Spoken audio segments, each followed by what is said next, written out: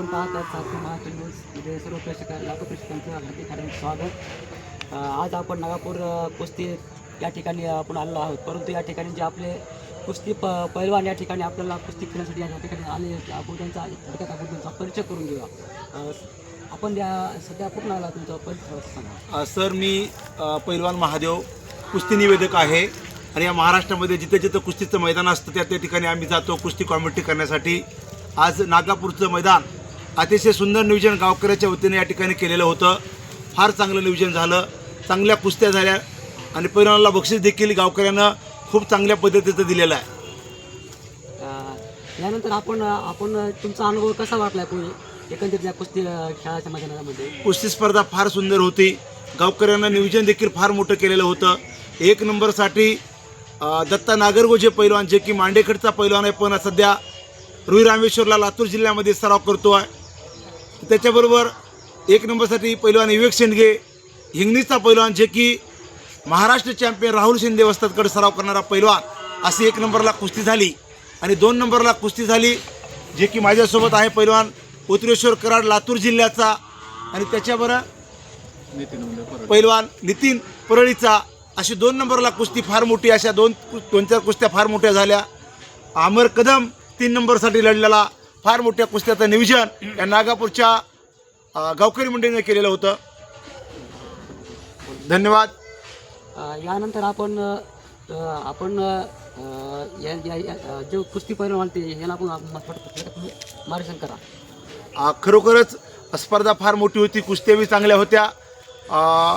मी ते पॉम्पलेट बघितलं, त्याच्यावरती 2-3 दिवसापूर्वी हॉलीबॉल स्पर्धा झाली, त्याबरोबर पशु प्रदर्शन फार मोठं झालं, जे की जसं माळेगावला होतं त्याच पद्धतीचं या ठिकाणी गावकऱ्यांनं आयोजित केलेलं होतं।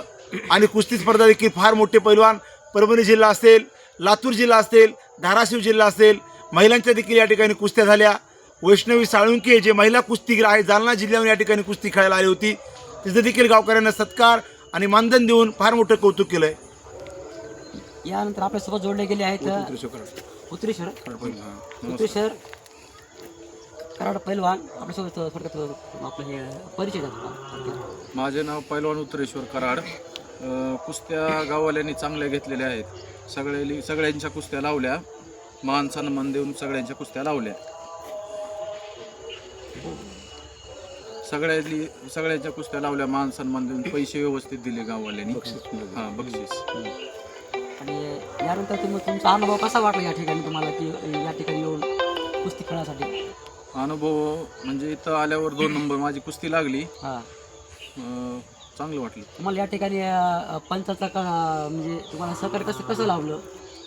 पंचांनी चांगला मान सन्मान दिला आणि बक्षीस वितरण केलं। आणि तुम्ही यापूर्वी कुठं आणखी तुमचं तुम्हाला बक्षीस कुठं मिळालं होतं का कोणत्या ठिकाणी? बक्षीस प्रत्येक ठिकाणी मी शेवट कुस्ती माझी लागती। जे की सर, जे उत्तरेश्वर कराड पैलवान आहे,